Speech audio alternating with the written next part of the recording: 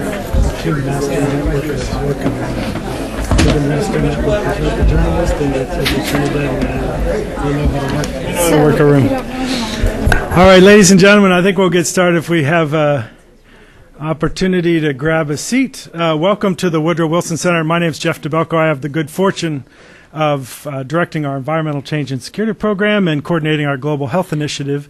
And it's my distinct pleasure to host you all today and to have a discussion of what I think is a quite exciting initiative that the Royal Society in London has undertaken, a People and the Planet study effort working group that will really do a lot of legwork in terms of finding out about research and about various on-the-ground efforts and putting that together in a coherent report that can plug into both research agendas but also notably policy agendas. And we will hear more about that as we go forward.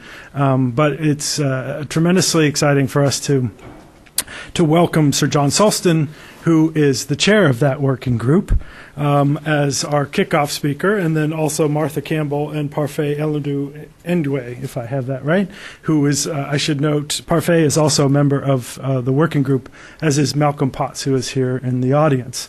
So it's terrific to have them here, as well as Rachel Garthwaite from the Royal Society, to come have a conversation with us about what they're up to. But I emphasize the conversation because they're really here in town to talk to lots of folks and to learn and get input on this process. We've titled the session Carrying Capacity, Should We Be Aiming to Survive or Flourish?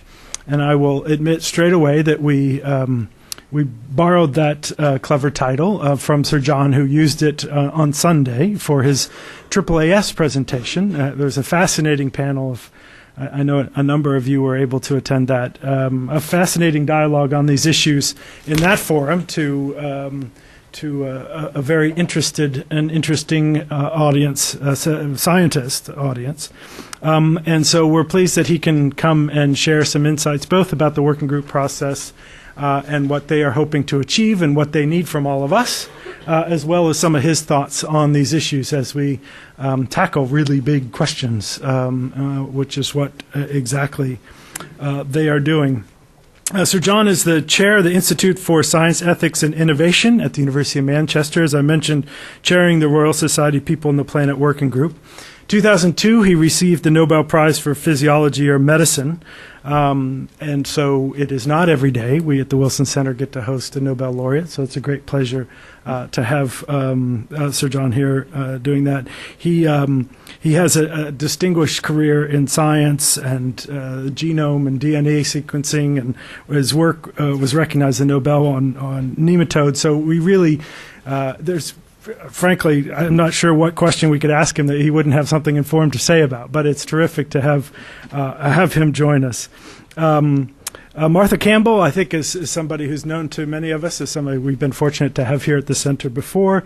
She's a political scientist, health policy specialist, head of venture strategies, working in a variety of overseas contexts on health and population issues, and someone we've looked to often for insights from the field and the connection between research and field-based practice. And so it's terrific to have Martha back with us.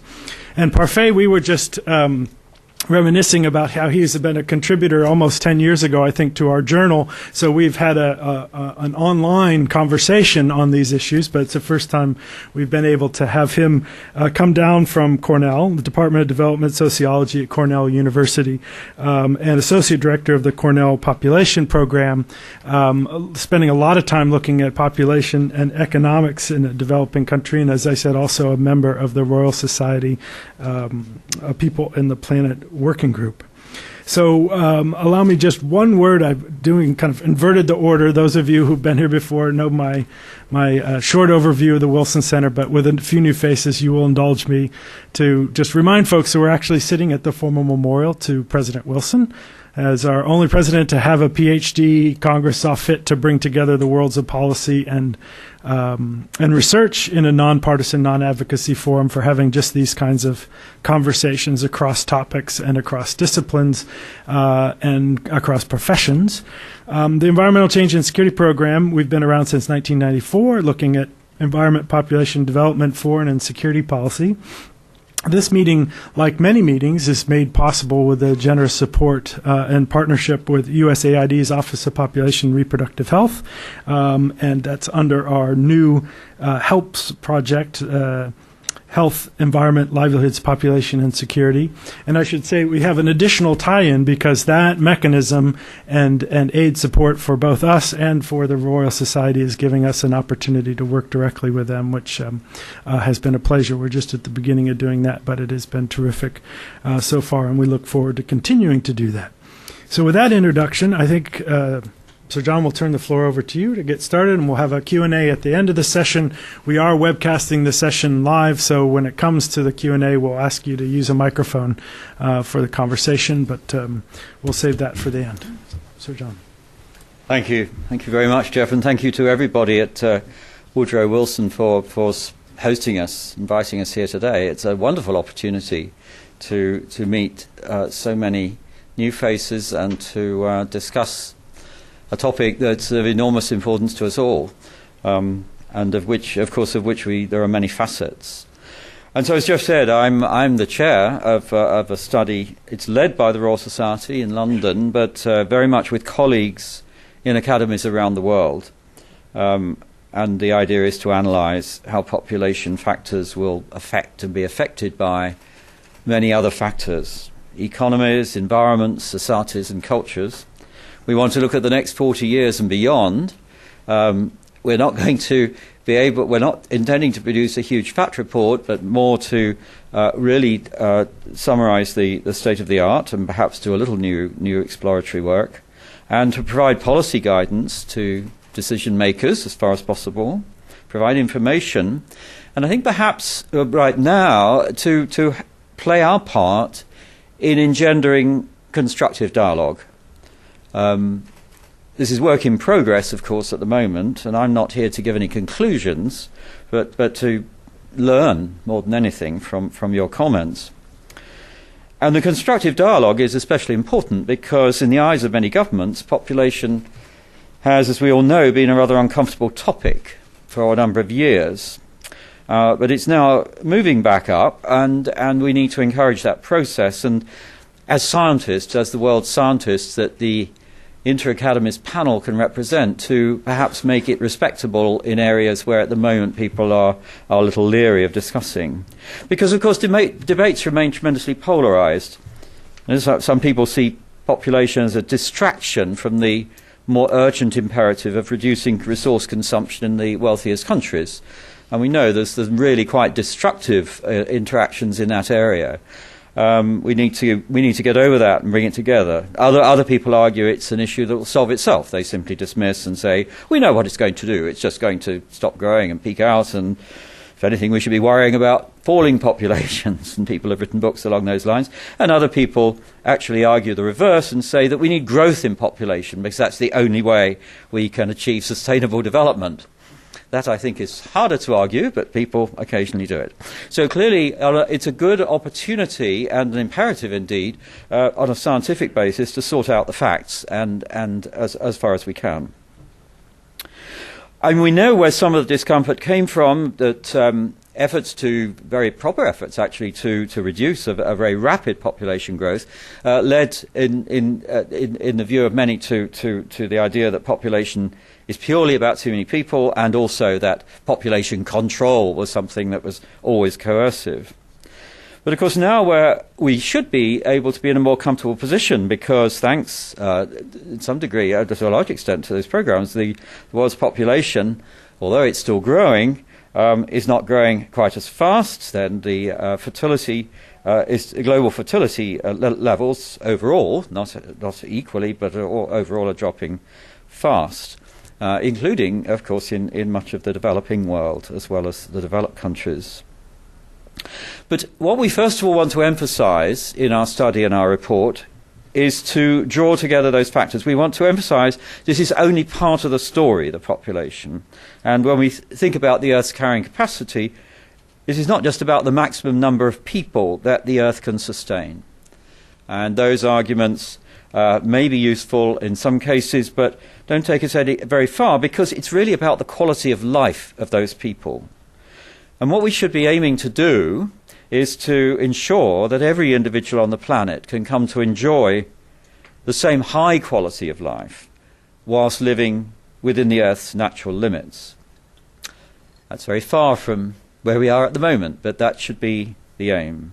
And the population consumption are inextricably linked, even though the relationship is not straightforward. And one aspect of this is the debates that's happened over the relationship between fertility and prosperity. I mean, the traditional economic view of economists has been that development is the best contraceptive. That what happens is that prosperity grows, medical care grows, mortality drops, and then fertility drops. We now know that the reverse is true, at least in some areas, and that actually fertility reduction is the predecessor of prosperity. And that's particularly important because we know very well, as we'll be hearing later no doubt, is that there's still a large unmet need for family planning. And I don't need to talk about this, but I want to say it in my introduction because it's so important. Whilst increasingly women are able to make their own choices about family planning and fertility rates have decreased as a result, there's still more than 200 million women in the developing world, and of course women in the developed world as well, who have an unmet need. But as far as the large developing world group is concerned, it's a tragedy that donor funding for family planning has been declining. And this is an action that we need to push, the sheer cash as well as, of course, rolling out that's needed to achieve that. And this is extremely important because the middle projection of the UN, that I find to my horror that an awful lot of planners just take for granted. They treat demography as a fixed fact. They take the middle projection, they say here's the population going up to something above 9 billion, maybe 9.5 billion, peaking out sometime in the second part of the century. That's fine. That's all fixed. We know that's not the case, and we also know, of course, that we won't even achieve the middle projection if the family planning is not rolled out. But of course, if it's rolled out well, then we have a chance possibly to achieve an even faster peaking. Now, while this has been going on, the growth of population, of course, both absolute and per capita consumption rates have increased.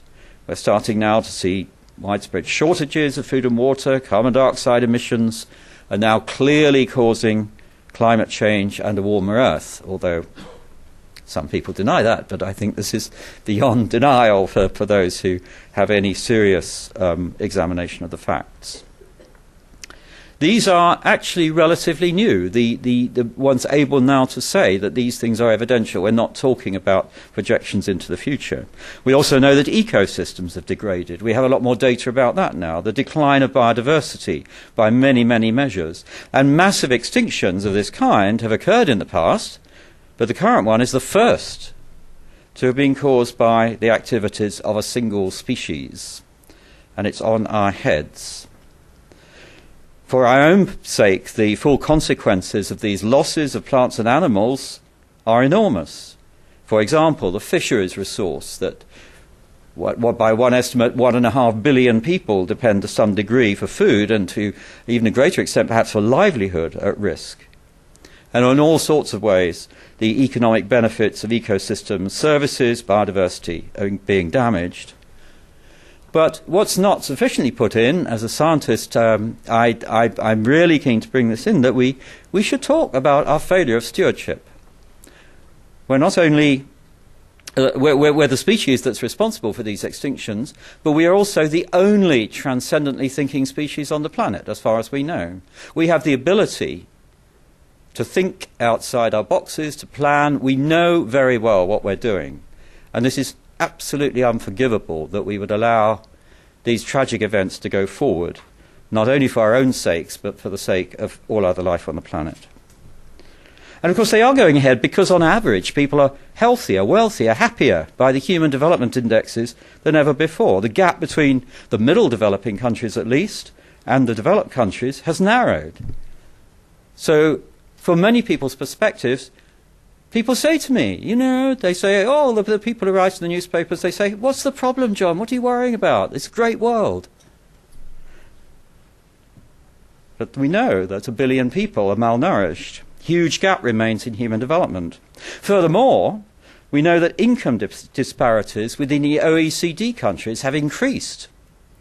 Even though the gap between the gap between some of the countries has narrowed, the income disparities have increased, and some authors are rightly drawing attention to the ill effects of this growing inequality. The demographic transition is a complex matter. For those countries where mortality and fertility rates have recently dropped, of course, there's a potential opportunity, and an opportunity which those in Asia have seized to catalyse economic growth by the bulge of people going through the workforce, young working age people. But countries further along then have ageing populations and increasing medical costs, so they're worrying about that. And we need to address those worries, which I think can be overcome, but we need to address them, because otherwise we're going to seriously find governments saying we're going to raise fertility. And of course some governments are making attempts to do that. I think we need to think about that so that we don't have a rebound effect even as we peak out over most of the countries. And of course the combination of the ecosystem damage and the demographic changes are leading to greater and greater migrations in the world, which can be beneficial but can also cause social disruption. These things need to be managed. People need to, when they arrive during migration, they need to find themselves integrated. We don't want to have civil wars developing over new groups coming in. This is an old problem, but it's one that is going to become increasingly visible and needs to be governed properly. So, the nexus of population, fertility, and consumption, although it's clear that we must put these two together, we must say it's the combination we want. It's not sensible to talk about either consumption or population on its own, but nevertheless, it will continue to be a debate. We've got to make sure that population is recognised, while not the sole problem, as a multiplier of many others. We've got to make sure that population really does peak out when we hope it will. But meanwhile, even if we've done that, even if we have a flat population, per capita consumption continually rises in line with rising expectations. So we have another issue here, moving away from population, but I think absolutely part of the same equation, because in the end the effect on the earth is the product of the population and the consumption. We have to ask, what's driving this? Are we going to drive on forever with these aspirations? And to what extent are aspirations of this kind not just the desire for a better life, which of course is amply justified for those in extreme poverty, but perhaps is driven more by comparisons of oneself with others in the case of countries which already basically have all the necessities for a healthy life. In developed countries, changing fashions in consumables of all kinds, encouraged by advertising and other marketing, lead to demand for choice and to wastage in the context of a throwaway culture. And of course, in economic terms, this makes total sense, because the resulting competition indeed increases efficiency of production and lowers prices. But as we well know, there are spillovers that are not counted. I mean, take, for example, the tantalizing issue of food waste. In developed countries, 30% is thrown away after purchase. In developing countries, losses of some 50% on average have been estimated between farm and market due to inadequate storage arrangements and the vagaries of globalized prices driven by such things as dumping and speculative behavior on the part of investors. These losses we should not accept easily. They would be enough to feed those who are hungry at present if the system could be tweaked to improve distribution. And I don't think it's airy-fairy pie in the sky to say that we should be thinking about this, not in just a theoretical way. There are different kinds of efficiency. And scenario analysis should lead us to understand more clearly what those inefficiencies are leading to and how they could be corrected. And these considerations, of course, bring us full tilt into thinking about economic systems. The policy of nearly all governments at present is to encourage and celebrate growth in GDP as being the measure of economic success and hence a determinant of international influence. And most voters prefer a growth policy, of course, because it gives them increasing, gives us. I was just having a joke with Jeff on the stairs. We were talking about the exchange rate between the pound and the dollar. I was saying, are you serious? Who's the good guy here? But most of us prefer a growth policy because it gives them increasing purchasing power and, of course, concomitant personal freedom, the more disposable income you have. And these are desirable goals. But can we reach sustainability if all nations pursue this kind of competitive growth? These thoughts then are leading economists and sociologists to propose alternative measures of individual and national well-being and to consider, and this is the nub, how such measures might actually be implemented. We have an awful lot of measures of well-being, but not too much idea about how they might actually be used in running healthier economies. And so the relationship, the analysis of relationships between happiness, absolute wealth, and the negative effects of inequality are all being very properly discussed. So in terms of our timing for this study, it's important that we get population back on the agenda for Rio Plus 20.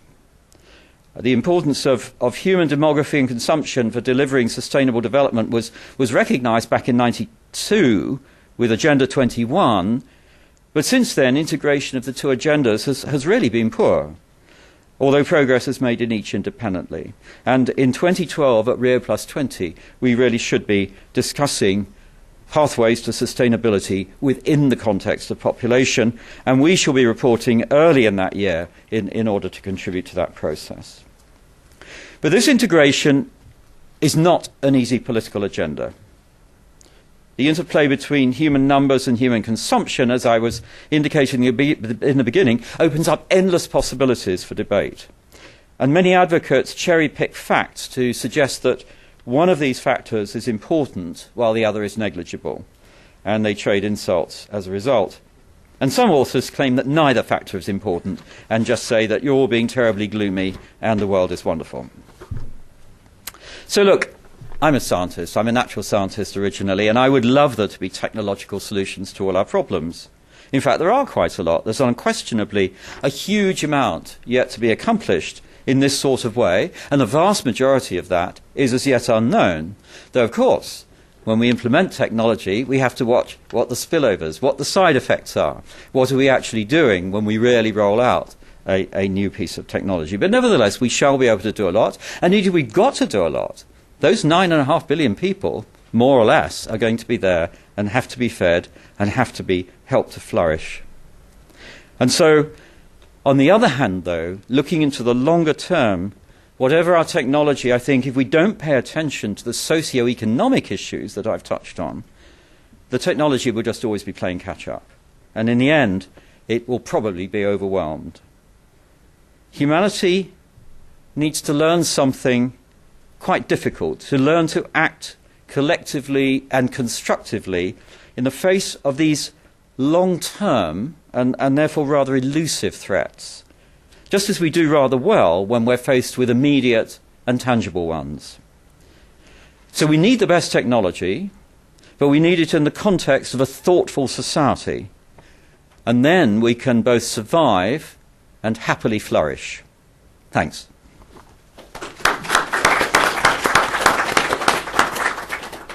Well, thank you very much, Sir John. I think we'll turn next to Parfait.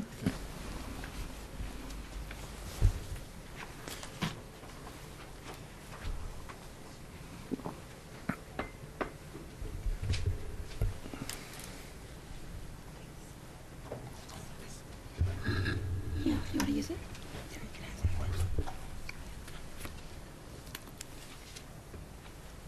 It's good afternoon. I'm delighted to be here. It's hard to look forward to speaking after a Nobel laureate, but I actually do. The reason why I look forward to speaking after Sir John is I was so delighted upon seeing his title that I thought, oh, I should send him a note and say how wonderful this is as a title. But then I had to refrain myself because you don't write to a Nobel laureate to tell them how great they are. They already know this. Why not? This is my opportunity to marvel at what he has accomplished and to suggest how he was, how this actually is going to be fundamentally important in taking an issue that is seemingly old and turning it into something that is forward-looking and new.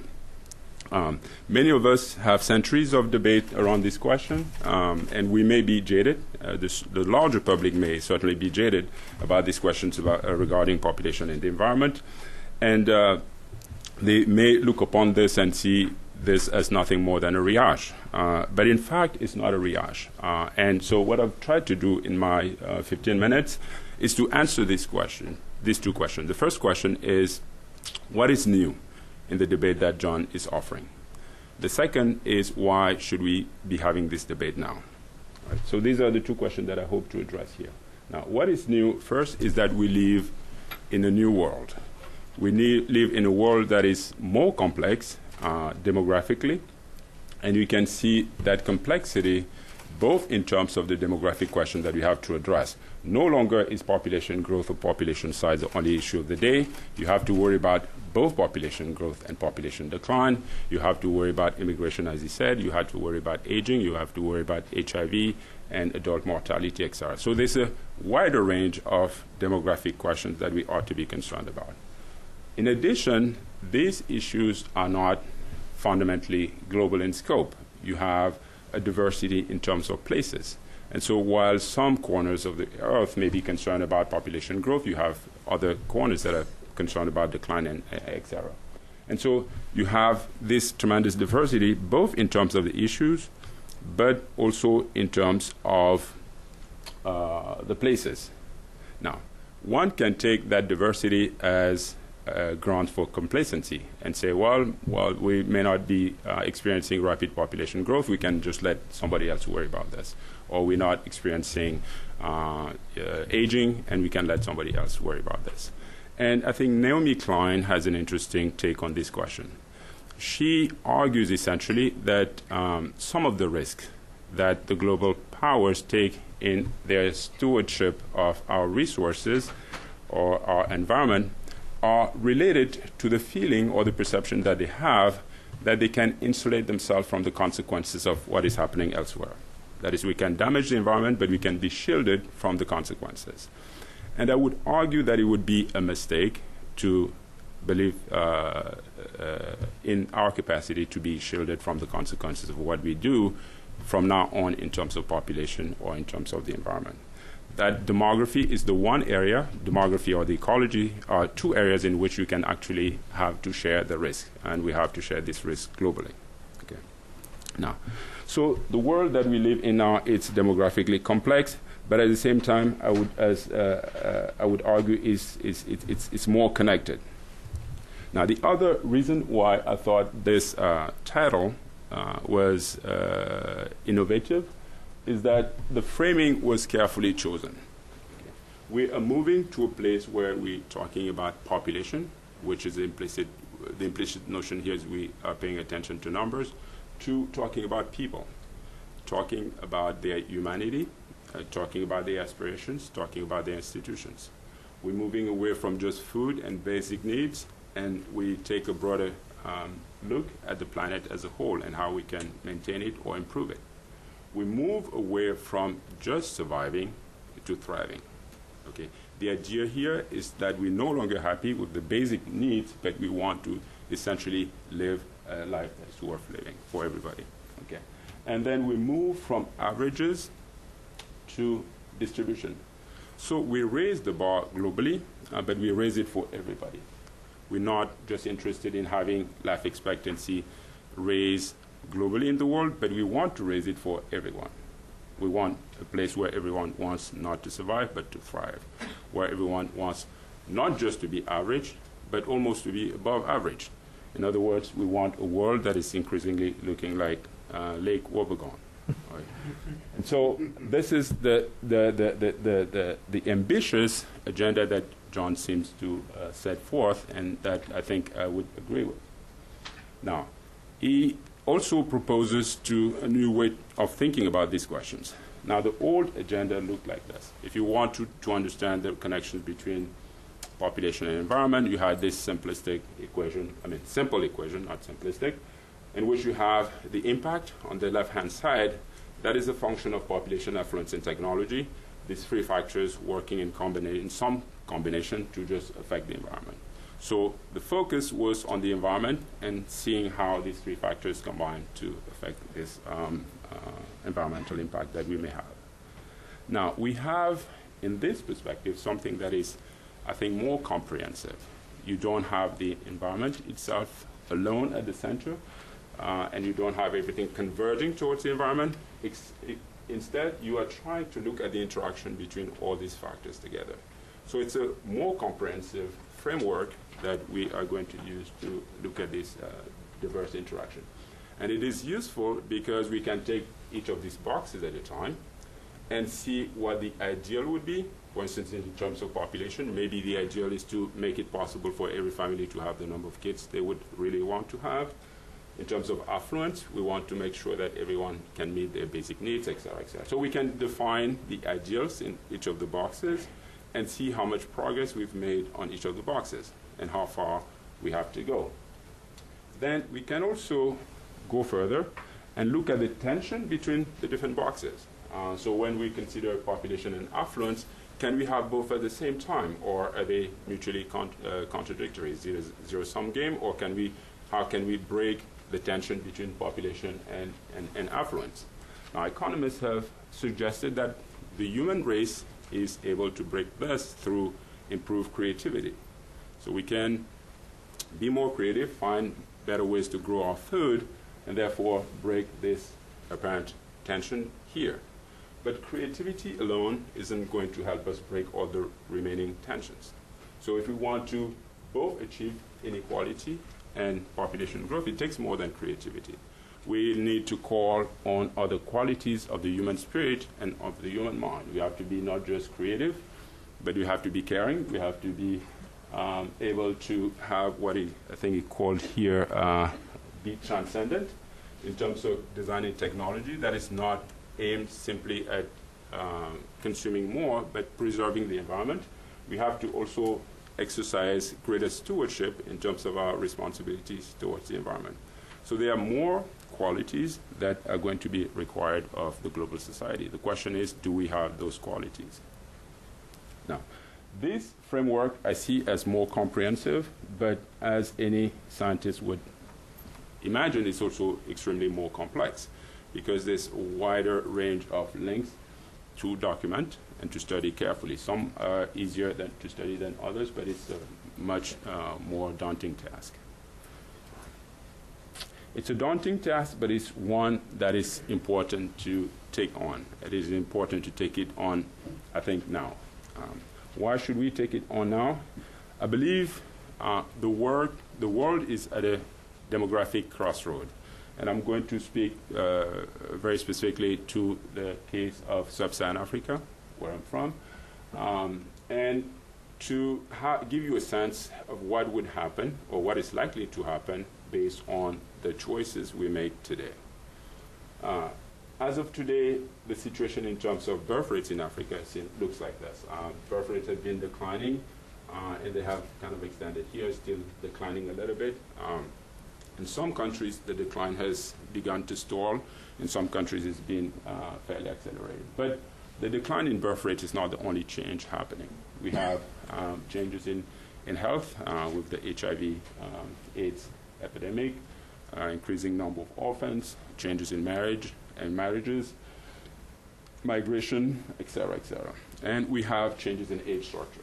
And what I'm going to discuss is mostly changes in age structure, and to argue that these changes can have consequences that go north or that go south, depending on the choices that are made today. Now, if we take the sort of positive picture, these changes in age structure, should they happen the way we expect, can have beneficial consequences under what is being termed the demographic dividend. And the story basically goes like this. You have lower birth rates, and therefore you have a share of the adult population that is going to increase. And what that means in economic terms is that you have lower dependency ratios because you have more adults to take care of the youth population. And because you have lower dependency ratio, you can invest more in economic development or in economic growth, and therefore you achieve growth. So this is the theoretical scenario. Now, in practice, the scenario may or may not happen, and there are hurdles at each of the points of this chain. The extent to which you move from this step to the next step to the next step to the next step has to address questions that are placed here in red. And so what I'm trying to say here is that this chain of events is not automatic. It depends on many of the choices that national governments in this region are going to make. If they don't make the right choices, the final outcome is not going to be observed. And I've done a study to look at the main bottlenecks. And in that study, I think it was about 27 countries. The common bottlenecks were at this stage. That is, you more or less, countries in which you have a decline in birth rates were able to have a growth in the share of their adult population, etc. The only translation that was problematic is to translate the lower dependency ratio in increased savings and then the savings into economic growth.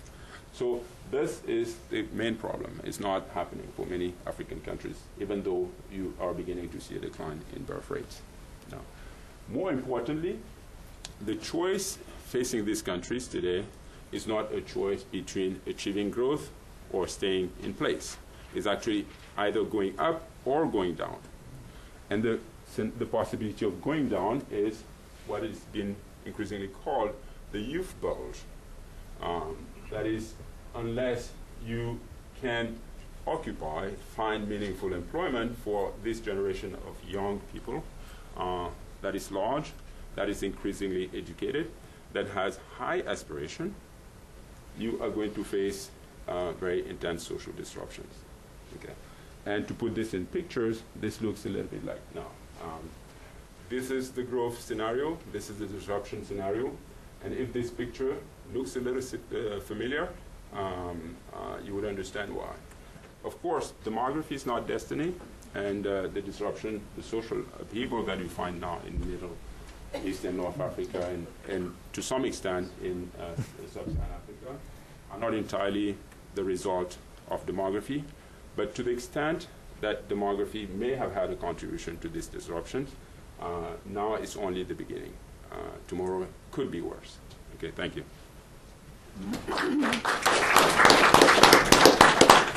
Thank you very much, Parfait. Martha, we'll have you back clean up, and then we'll have a time for some discussion.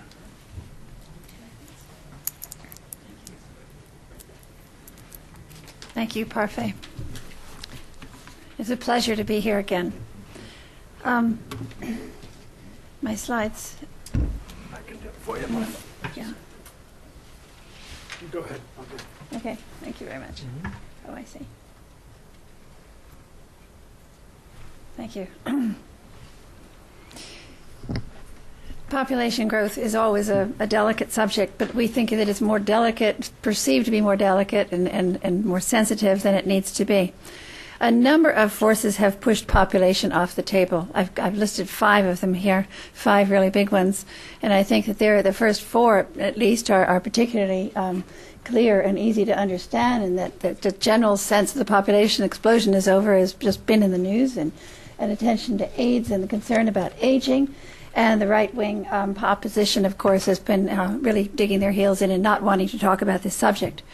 I want to show, what I want to focus on, these forces, of these 5 forces, is one that is not widely understood, which is the last one. And I want to show also today how the collapse of funding for family planning has had very adverse effects, and how the time is of the essence in refocusing population growth factor in nearly everything that Sir John and Parfait have mentioned. In the International Conference on Population and Development from the years 1992 to 1994, there was a group of people who decided that we should not talk about population anymore. What was so interesting is that the program of action of Cairo was very, very strong. It was designed to draw attention to women's needs around the world, around their health, to reduce violence, to enable them to own property, to be able to give them economic opportunity, and to have better health.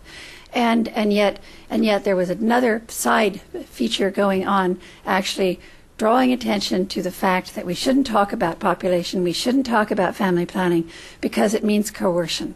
This was established as a strategy to draw attention to women's health, although it was unfortunate that, in fact, this led to the silence, which has been very, very effective for 15 years.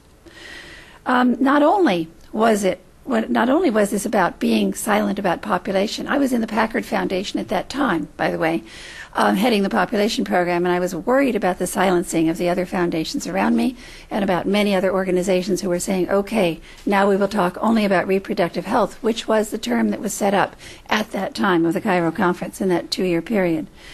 Not only was it not to talk about population, but please don't talk about family planning. We talk only about reproductive health. And another was the word demographic. The word demographic became poisonous word, politically incorrect, like the others. Numbers of people. If you talked about numbers of people, then you were out of the loop and not supposed to talk about that. Part of the indoctrination, which is, and I call it indoctrination because it really has held for 15 years and is now just beginning to slide away and be taken over by a new understanding about population. But the indoctrination came within this imposed silence was that everything before 1994 was population control, and everything after it, women were better off.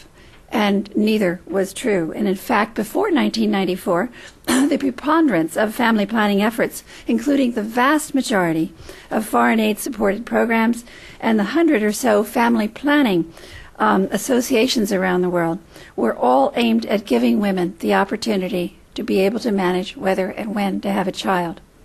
The coercion of women being forced to have pregnancies they didn't want never came up, or virtually never came up, during that whole Cairo period, and that worried me greatly. Since 1994, women are not better off on a large scale, and for many, the loss of focus on family planning has hurt them severely. The Cairo program action, as I mentioned, is actually very strong in itself, and it's important to keep that in mind. That what was brought to the fore at that time about the women, the needs for women, are very, very important. I see population in two different ways. We see that there are two big questions that are out there that are often very mixed up, and we call them. Question number one is population growth a problem, and question two is what is it that causes fertility decline. And the more I think about it, the more I see, the more I understand that when people think that population and talking about population is about telling people what to do, or in its very worst, coercion, then they are unlikely to want to talk about it at all.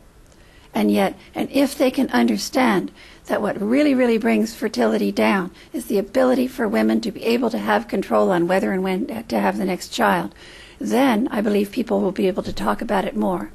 I think we have to watch very closely.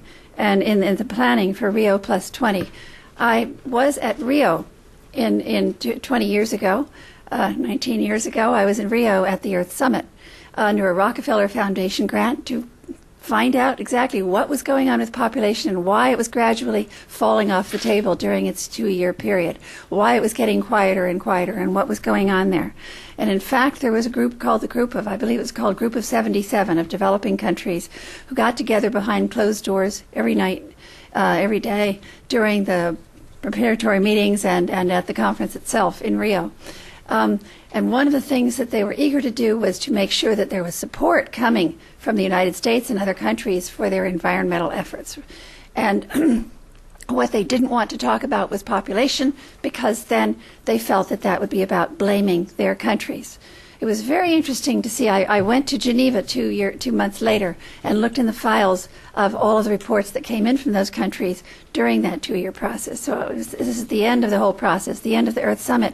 And I found that almost all of the countries in that group of 77, it's actually more like 120 countries, but it's still called the group of 77, that most of them considered their population growth to be too fast. They, just for political reasons, they didn't want to bring it up.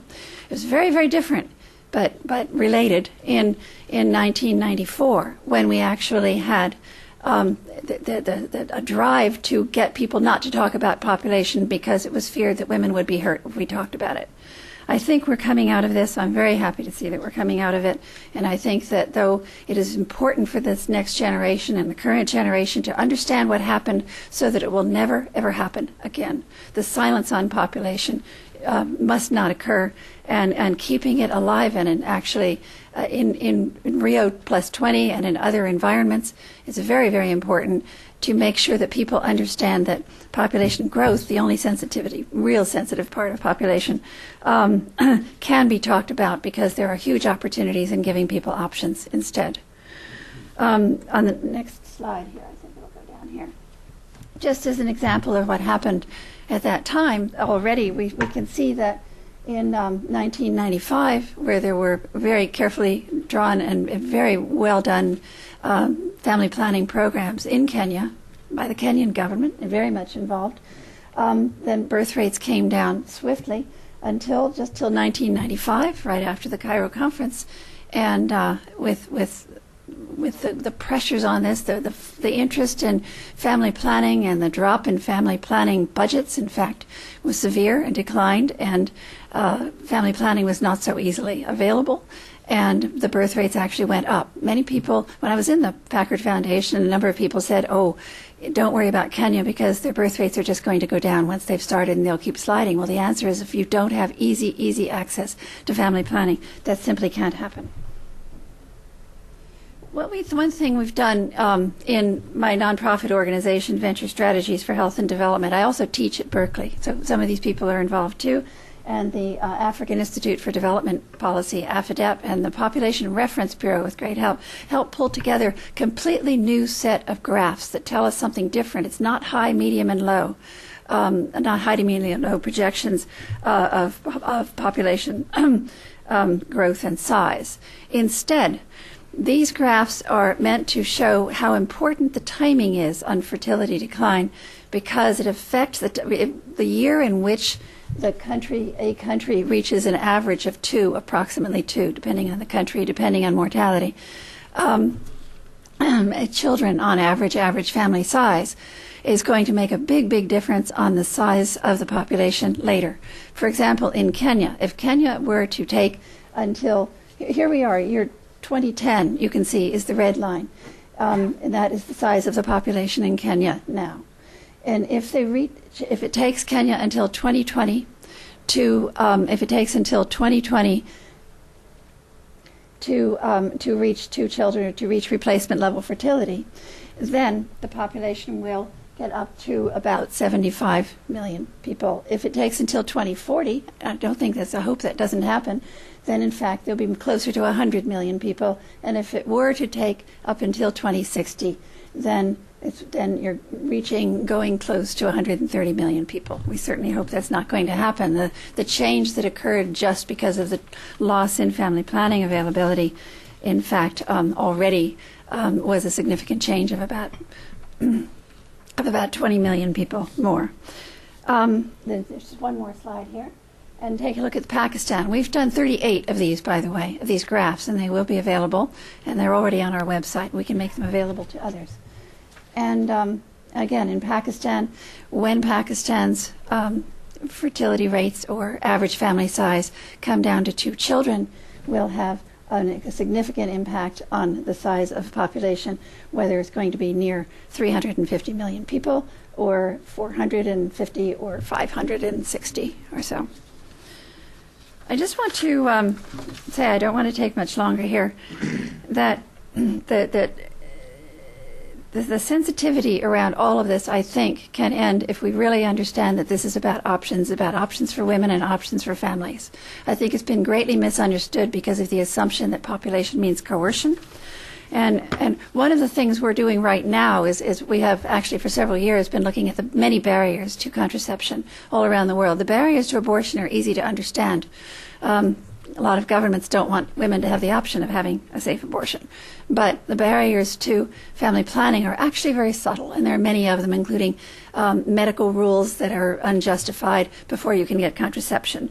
Or in Tanzania, if you have 5 children, you're not allowed to have birth control pills. Or in many cases, in many places, the contraception is simply too expensive for poor people.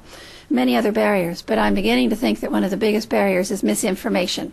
And we're doing studies in 5 more countries, having done them in 3, and trying to get a handle on what is the nature exactly of the misinformation of women who believe that contraception is much more dangerous than having another child.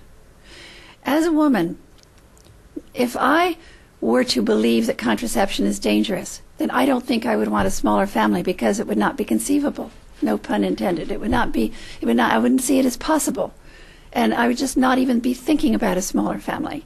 And one student of ours has actually done extensive work in Ghana looking at this and talking with women and asking, if you believed that if you believed that contraception was safe, even though you're not using contraception now, would you want to use it? And all 200 women she talked with, urban and rural, said enthusiastically yes. Not all, virtually all, said yes. And with some she asked, well, would you want a smaller family then? They said yes. If I believed that I could have another child later after I have contraception, then I think I would want maybe about 2. But this is very informal. This is qualitative. This is not big quantitative studies, and we're pulling together a lot more data on this to try to get a better handle on this.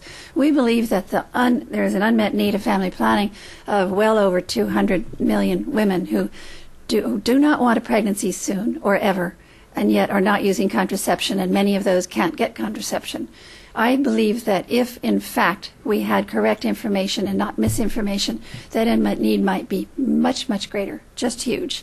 And but then if it can be met, then, in fact, we might have a completely different profile of fertility decline. We have a way to go on this, and it's been a pleasure talking with you. And, of course, we'll take questions on any of these easily controversial, sensitive subjects. Thank you. Well, thank you, Martha. Thank you, John. Thank you, Parfait. You've given us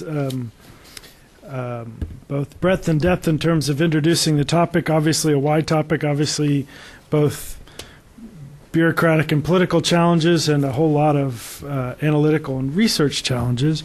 We'll have an opportunity for Q&A now. I think maybe I'll start off and ask John. Putting up front that you're at the beginning of this process, but are there areas in which you're seeing particularly shortcomings on the research side? So in some sense, to inform this discussion and prioritizing where you are feeling like you either haven't had enough chance to investigate, or what you have looked into, you're finding to be grossly lacking, that this audience might also engage with you on those topics in particular. We have a rather short time scale because of the decision to go for early 2012. This is not a long-range project, and so we didn't come into it with the idea that we would do or commission a great deal of research. One or two things have begun to come up. I mean, one is that we'd like to have a more interesting or more elaborate investigation of possible scenarios. We want to look and see where things are going under different circumstances. There's obviously quite a lot of this out there, and this will be much more drawing on other people, but I think this might be something where more could be done. I know people are making more and more elaborate models. The one caveat I have about that, of course, is that very often we don't have adequate input data, and there's no point in modelling beyond the point where you have sufficient accuracy to do that. I really would like to invite other people on the study in a moment to help to answer the question, because bear in mind I am only the chair. And by the way, I should have let me say now, the reason why I was invited to be chair is because I know nothing. I am not, you see, that means I've got no vested interest in any aspect of this field. I do have a vested interest in making the world work and having humanity flourish, but that's been true all my life as a scientist. But so I'm extremely happy to be listening to the different points of view, and if I can help to draw them together, that's great. But I'm very serious about that. I'm just the facilitator, as it were, of this dialogue. There's one other thing, though, I have a personal preference for, and I don't think we can go very far in it. But I really emphasised it towards the end of the talk, which I do think that our economic structures are hugely important. As I mentioned, we were joshing on the stairs. We easily fall, as we did in our little conversation then. We were just talking about who had the stronger currency, and is it something to be proud of, or is it something to celebrate, do you have a strong economy? I mean, it's a really, you suddenly realise in the context of what we're doing, this competitive growth that I alluded to, we rely on it. It's part of our lives, and yet this is driving us in the end, even beyond the solution of the population problem, which we certainly have to do. We still have the solution of the growth in consumption. It may not be that we have to go for zero growth in the sense of economy, but it may well be that we have to go for zero growth in the sense of resource consumption. But many people would argue, or some economists now would argue that we really do have to go for some sort of zero growth, or at least to modify the way we measure growth very much. So I think this is very interesting. We don't have time to do much on it. I think all that we may do is to draw attention to it. But I really would like, with your permission, to invite other members of the working group to put a word in here if they want to at this stage. Thanks. Parfait, you want to jump in? About the sort of lack of evidence? Scope of the study. Where do I put it? Yeah, no, it'll pick you up. Mm-hmm. Okay. As John says, the scope of the study in terms of having to complete the project by 2012 doesn't leave room for new investigations. There's already a lot done. But from my perspective, and the research I'm most familiar with, a lot of the work that is done and that is academic in nature tends to be very detail-oriented and doesn't do a good job getting back to the big picture. And so we may know a great deal about the connections between demographics and welfare at the family level or the individual level, but then to get the macroscopic picture is not something that is done as well. The other limitation that I see now is that we don't have enough people who don't know anything. And so they are very specialized and they don't have broad understanding, and they are not able to make connections sort of beyond what they know. And since they're very good at what they do, the emphasis or the tendency is just to stick with what they do know. A third limitation that I see personally is a lack of recognition of, I think, the broad trend, the implications of globalization. Not just the world, as John says, is sort of converging between countries, but there's an enormous growth in disparities internally. And some of this internal inequality, I think, have consequences in the overall consumption. And so how we manage inequality within countries is going to be fundamentally important into shape the overall consumption. Whether Martha or Malcolm is another fellow working group member, would you like to weigh in on that topic? We can get you a microphone. As John said, we're just beginning this working group. I've been at 2 meetings. I think the thing that's excited me is this idea that we've really got to challenge the emphasis on GDP growth. And I think it'd be nice to have research on other areas of happiness or whatever it might be. I mean, President Sarkozy of France has asked for this. I think David Cameron in England is asking for it. I think, world leaders are saying we need to get away from this. And I think if scientists can produce more measures, my field's in family planning, so I suppose one of the happy things is I would like people to have a happy sexual life. And they can only do that if they can decide when to have children. people forget what a strange animal we are. We have intercourse hundreds or perhaps thousands of times more often than we need to conceive. Rabbits would be very easy to control family planning in rabbits because they only have sex when they're ovulating. But today, there are no contraceptives in the pipeline in Mozambique. Tomorrow I'm going to a meeting of Population Services International. We cannot promote contraception in the Congo, which is a desperately poor country, because there's no contraceptives in the supply line. I mean, this is really a crazy world where we can't even meet the basic need for the contraceptives you want. If you don't get food, you starve to death. If you don't get contraceptives, you have more children. Okay, why don't we throw it open to some questions? We can start over here and then come over to Ed. Thank you all very much. This is a question to Ms. Campbell. My name is Mindy Reiser. I'm a sociologist. I've just been in Central Asia. I've read part, at least, of the program of action of the population conference in Cairo in 1994. You're very right. It's very powerful, and there are many areas that are strongly emphasized. I wonder what your assessment of the work of the UN Population Fund has been over these 25 years since Cairo. They have country programs in many, many countries, and each country program is tasked to work on population and development, often reproductive health, and increasingly gender violence. So how do you assess what they've been up to, with particularly now with a new head who was the former Minister of Health from Nigeria? Yes.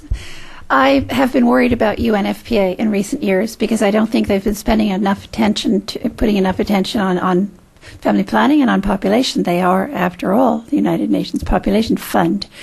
And they've gotten into AIDS. They've gotten into other things that are really off track. Partly, maybe that has to do with the funding, perhaps. But I'm afraid that they've been too willing to go off into other areas beyond their own, which can be taking care of other agencies, and putting too little attention, actually, into making family planning easier to get. I know that some of the projects are rather small scale, and we have to think about how do you replicate them, how do you scale up. So I am concerned. I'm very, very interested in seeing how the new executive director, Dr. Baba Tunde, will be handling his process. I'm very worried, as a matter of fact, that he has said now in his own description that this isn't about numbers, it's about people. I think it's about both people and numbers, and I think he needs to recognize that, and I think other people will be suggesting that also to him, because if they miss that point, then they're going to be working on a very small scale again. Thank you. Come over to Ed and then Liz.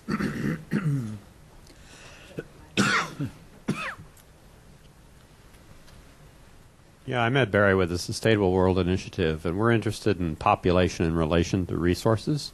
So let me bring a big picture numbers question to the table. I'd like the panel to consider 8 countries, Egypt, Algeria, Morocco, Somalia, and Pakistan, Nigeria, Bangladesh, and India. We know there's a lot of civil unrest in at least some of those countries right now. And we know there are 1.8 billion people, and we know there's a lot of poverty. But if you consider a scenario in the future where we bring all of those people, or at least the people that are supported by that area of the world, to a sufficiency level of living, and we double their agricultural productivity, and we miraculously give them solar cells and wind turbines and everything else, so we're no longer dealing with fossil fuel issues, that area of land with that kind of a heightened or enlarged productivity only supports about 850 million people. There's already 1.8 billion projected to grow to 2.7 billion by 2050. So I guess my question is, in a big picture, when are we going to stop designing, or instead of designing the numbers of people to fit, I'm sorry, the other way around. Instead of trying to adjust the resources of the world to fit this continually growing population, when are we going to start thinking about designing the right numbers of people to fit in with the resources? there's some of your scenario work you're talking about, John. But anyone want to tackle this big picture question? Well, that's right. We were looking at Ed's scenario analysis exactly yesterday, and that's what really triggered my wondering about that. Well, I mean, the thing is, though, of course, we can't sort of suddenly change the number of people.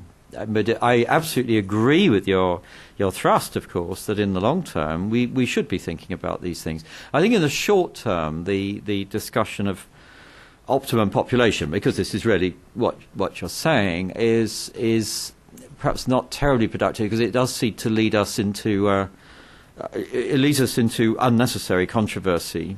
I mean, I rather prefer the analysis at the moment where we say, look, let's agree that we are causing an awful lot of damage. Let's agree that we do need to bring people out of poverty. We've got them here already. We can't do that much, other than saying let's bring fertility down as fast as possible through family planning programs, and at the same time address these issues of inequality in the world and bring people out of poverty that way.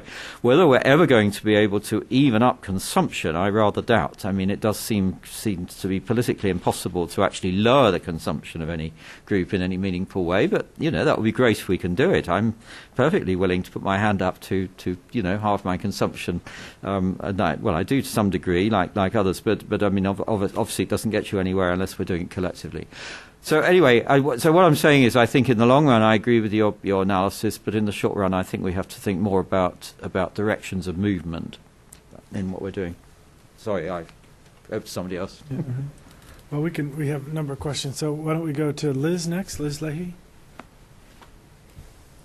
Hi, I'm Liz Leahy-Madsen with Population Action International, and my question is for Parfait. I really enjoyed your slide on the 4 stages of age structure transition that can lead to the demographic dividend and the associated economic policies that are needed.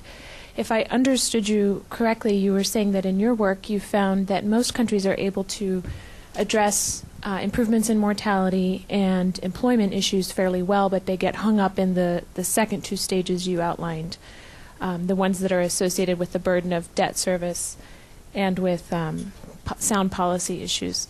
And then you also described how that could lead to social unrest. And I was just wondering if you could touch a little more on how those countries have addressed the employment issue successfully and where you see the sort of trigger for unrest within those stages. I can send the full papers to you. They haven't addressed the employment problem. What I see is that they do have problem with containing adult mortality or creating employment, but these are not sufficient to prevent the gains in independency that would come from the declines in fertility. They would actually be able to achieve more gains if they address those employment and mortality problems. So essentially, there's a break there, but the break is not powerful enough to overcome the marginal gains that they're making in reducing their age dependency. Now, the trigger in unrest, again, as I said, I don't see demography as destiny, but at the same time, I do spend a lot of time in Africa, in Cameroon in particular. And my personal view on questions of population is that no one ought to be able to speak authoritatively on these matters unless they have had a chance to tour the world and see how some of these population questions play out in the real world. If you can see the daily scenes of just having throngs of highly educated, eager, willing youth who are just in the street for lack of opportunities and employment, it becomes a little harder to believe that, well, it's inconsequential if you have a large population that is idle, that nothing is going to come as a result. It's a little easy to say, well, the minute you have massive unemployment among the youth, it's going to lead to social unrest and protest. But at the same time, it's also too easy to dismiss this as inconsequential.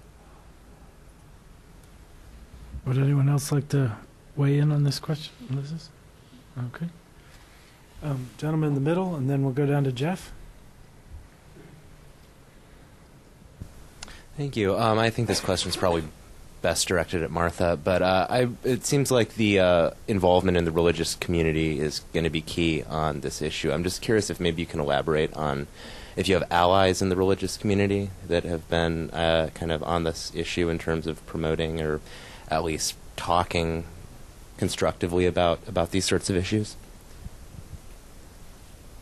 I've heard that. I mean, we do know that, and in fact, through Partners in Population and Development, we know that that Pakistan's, well, this was not just recent, it was about 10 years ago, that Pakistan's religious leaders, or mullahs actually, were talking with Iran's mullahs to, I think it was the other way around, Iran's mullahs were talking to Pakistan's to teach them that they could be all right for them to do vasectomies, for example, to get them to think differently about making it easier to get contraception.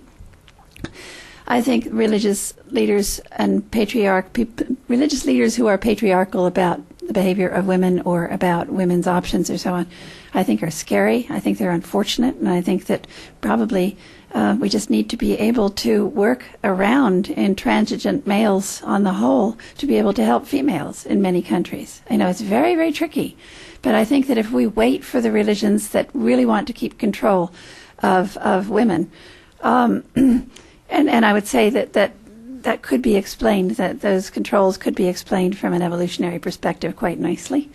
But I think that if we can instead think about the needs of women, and if we wait for those, if we wait for the patriarchs, if you will, to change their minds, I think it would be an awfully long wait. And I'm afraid that some of the excuse me, I think some of the fertility issues that are going to, may go to the sky high part of it, because women simply don't have the ability to manage whether and when to have a child. But I think there are other ways to help women be able to take over. I mean, my dream is to wake up 5 years from now, and that not for me to wake up, for a lot of difficult males to wake up about 5 years from now and notice that women have taken over complete control of their childbearing and they didn't see it coming. This is a little bit tricky, but I think it needs to be done, and I think that with a lot of communication, and I think with a lot of different kinds of communication, of all different kinds, then I think that maybe that is the only way to go. It's very, very hard to change religions. I'm the granddaughter, by the way, of a priest. But it's an Episcopal priest, yes. Certainly, I think some of the, and we can try to make these available, but some of the dialogues we've had here at the center has had what shall we say, a multidimensional set of views with lots of different roles. I think you are right, Martha, to point out that Iran has had the quickest turnaround in terms of its fertility rate of all countries in history, if I have that right. So in terms of there's a lot of diversity there, I guess, would be the message, and a lot of both challenges but also opportunities for engaging that very obviously diverse community. Jeff, we go next, and then Jason. Bob, did you also? Okay. Thank you, Jeff Spieler from USAID. Gosh, on that last issue, which I didn't intend to address, there's a huge amount of work that's being done by faith-based organizations in family planning, and some of them are doing absolutely marvelous work, and there are religious leaders who are speaking out loudly and strongly about the importance of family planning, and there are several groups, including the Hewlett Foundation, which has an effort on the only way you prevent abortion is by preventing unintended pregnancy. So how do you bring the religious communities, those who are willing to be part of the group, in to help make that change? So the Hewlett Foundation has a great initiative in this area. So I wanted to say that I was lucky enough to be part of the World in 2050 that Malcolm led at Berkeley University a few years ago, University of California, Berkeley, and which was published in the Royal Society's Journal. And part of the discussion then makes me want to ask you about the following. And I've spent my whole life in family planning, so I'm not going to talk about family planning at this point. I want to talk about what Sir John and Parfait said about the implications of globalizations and its consequences and how differences between countries will be handled. So it came out clearly at Berkeley that the world can't afford for everybody to drive an automobile.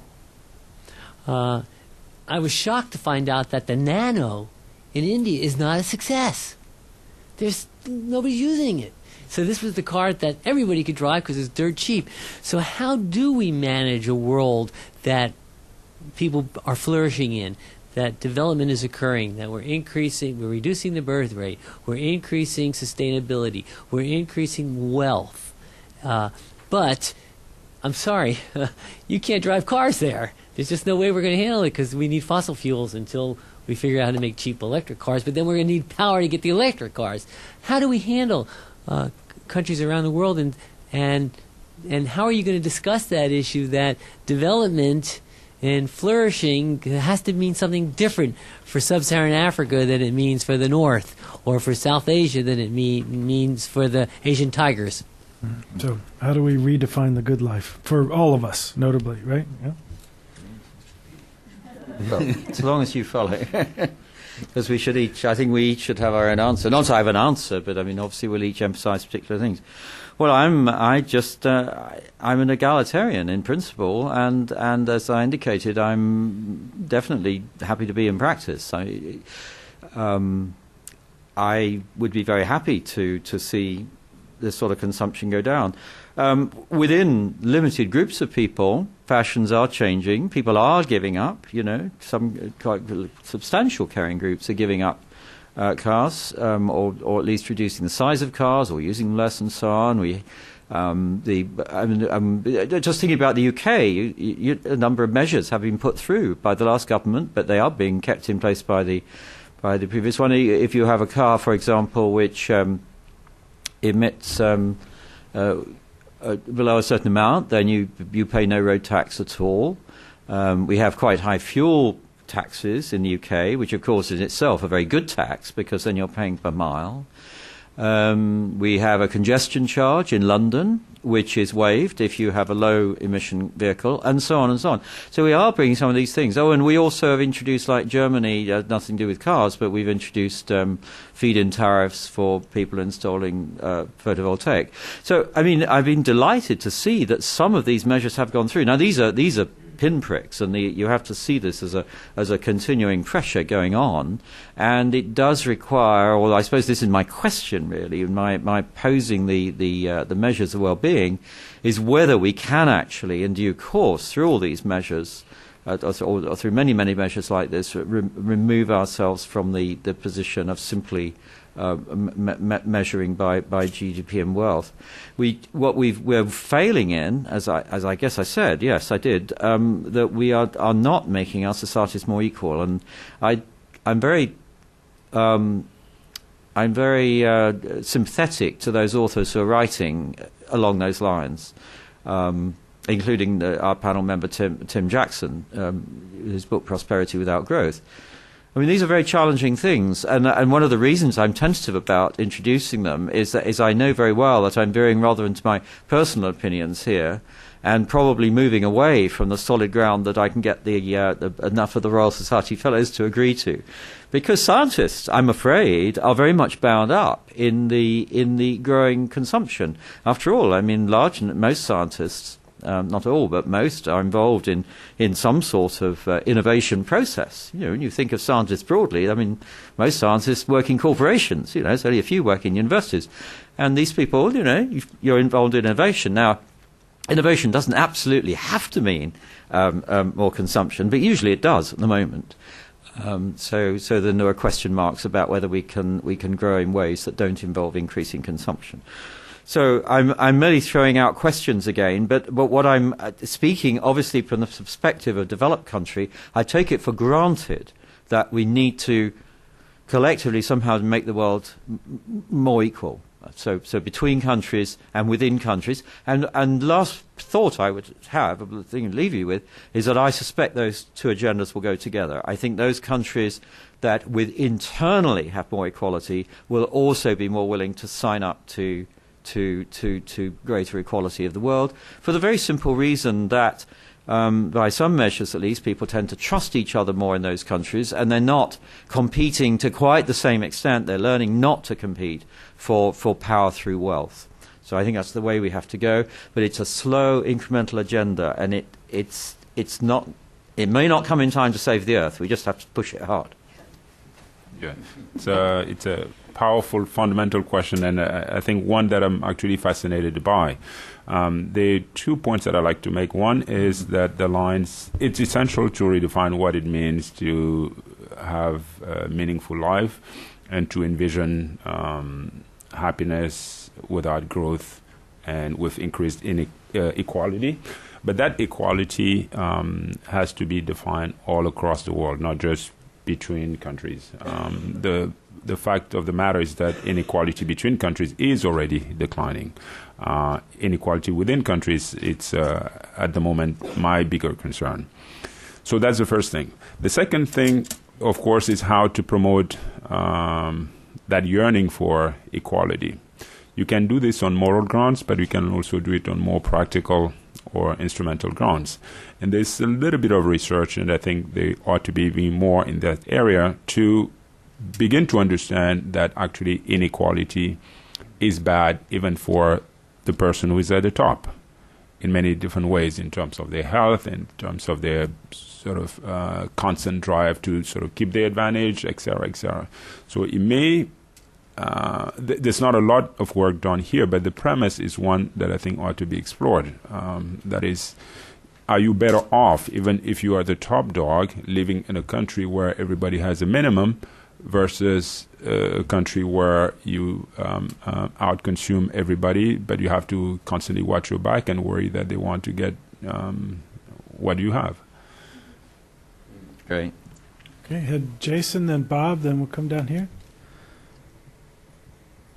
And thanks. Jason Bremner from Population Reference Bureau.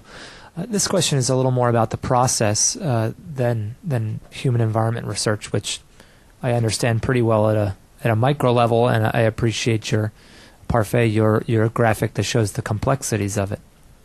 Given the complexities, what do you hope to achieve in terms of this evidence taking?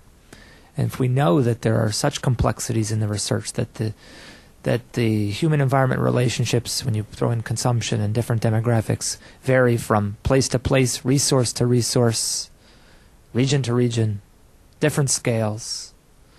Coming out of this Royal Society process, which I have never observed in the past, do you come out of this with a sort of a statement, a paper, and what are the policy prescriptions that a complex body of research can lead us towards? So I haven't observed this, so perhaps you'll enlighten me on that. Well, I don't know. Rachel, do you want to answer the question about, I mean, it's basically saying what's the shape and function of a Royal Society report? I can do it if you like, but I think... Sorry?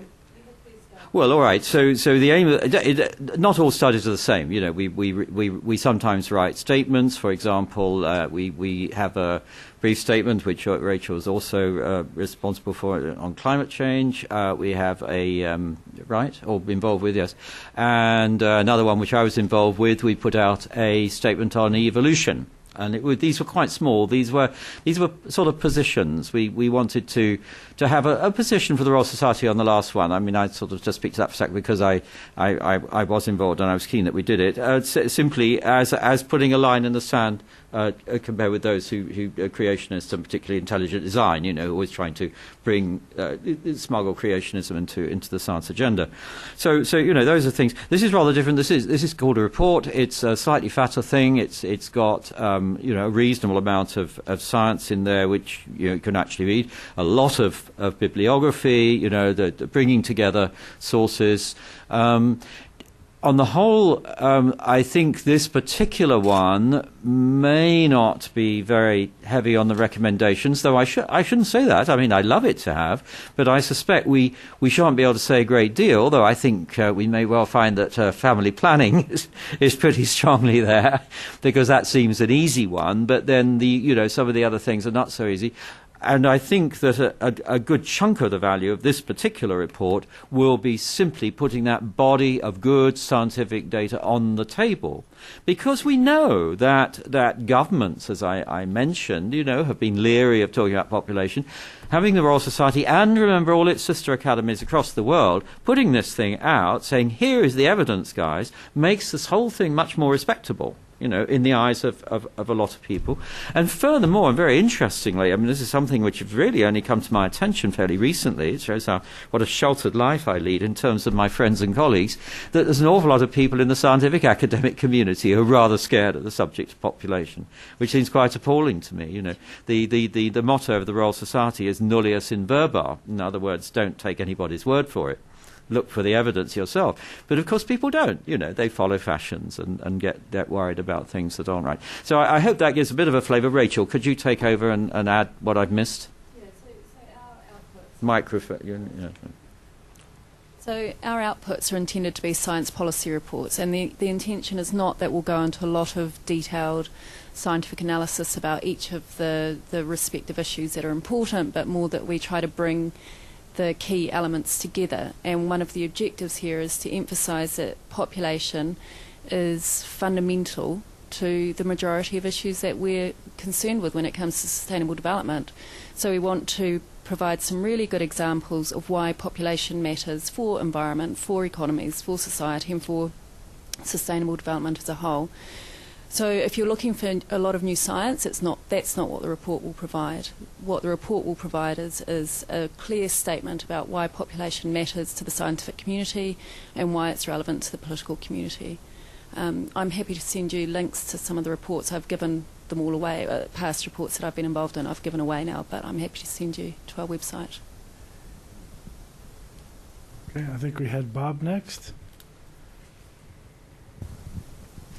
Thanks. I'm Bob Engelman with the World Watch Institute, and this is for Parfait again. I apologize that it takes advantage less of your presentation and your expertise than your background and experience as an African. But in listening to what Martha said about the process at Rio, and by which the group of 77 did not want population to be talked about at that international conference, even though in individual reports they acknowledge their concerns about their own population. It just strikes me that so many of these international processes and conferences feature a prominent conflict, a political conflict across the development divide. You only have to look at Copenhagen to see that the South was roughly in one camp around climate change and the North was roughly in another. It was similar at Rio. There was this conflict between consumption and the North being the overconsumers, the South being where most of the population growth was occurring. And now I believe Rio plus 20, or Rio 2012, is likely to feature a debate about whether green development is a northern idea and whether the South really needs green development or whether they just need development, and the green aspect is something that others have more luxury to worry about. Now, in this room, which is not primarily from the developing world, although a few of us here at least had our origins there, there's sort of I think there's an image that it's very difficult to talk about population in the developing world, and particularly in Africa, that there's a sense that that among many people anyway, population is seen as something that's mostly a concern of the North or the West. And I've heard this from a number of Africans, including African leaders, that it can be very dangerous to speak about it there. I wonder if this process is one that the Royal Society is engaged in your view. Is it one that can win support from African societies and academies? Is it one that can win support from African political leaders and opinion makers in terms of seeing population as an important component of sustainability? Because ultimately it's going to be very hard to make progress in integrating demographic concerns with sustainability concerns and economic concerns if it's strictly the interest of one side of the development divide and not the other. I very, very much appreciate this question and position. It is true that in many cases the easy and the default position when you have these debates concerning development and population is to fall back on the notion that this concern over population is simply a concern from the North. And I think you can have arguments that can be made to support that view, that African countries can still grow and you don't have high density. In terms of the share of the global population, Africa is still relatively underrepresented and so forth. And personally, it's a view that I've had a hard time dealing with. Because my personal view, and again, just based, it's that it's a serious problem. It is a serious problem, and one only ought to look. If you take the leaders, the simple example I take is that all you have to do when you listen to messages that tend to downplay the importance of population is just look at who is talking. Among the leaders who, if one were to do an analysis of family size among prominent leaders, if you accept Jacob Zuma, who has multiple wives and many kids, many of the African elites have understood the message. Family size is extremely, is going down, and you can see this in urban middle classes. And it seems to me that it would be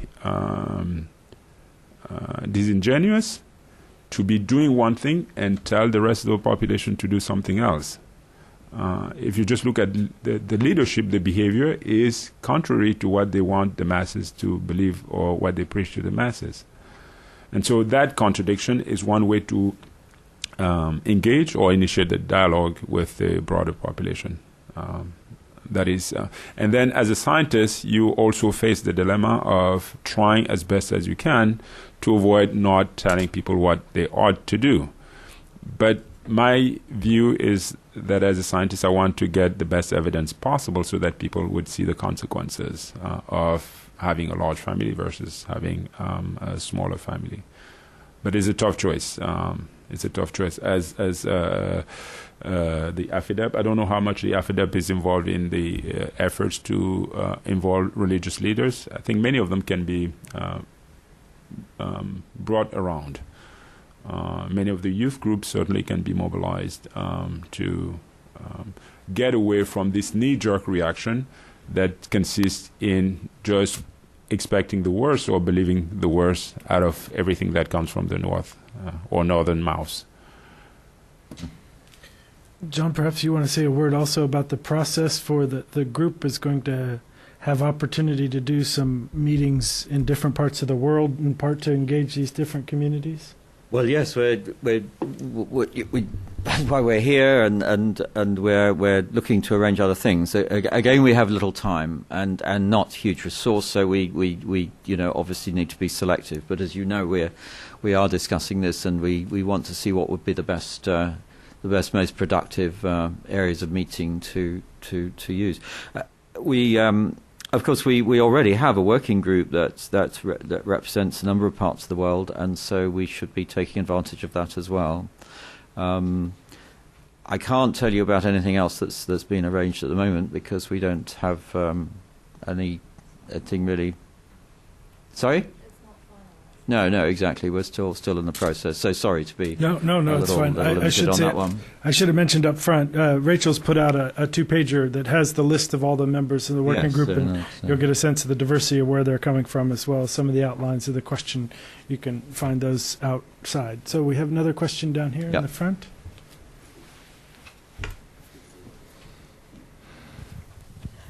I'm Helen Rafael, Resources for the Future.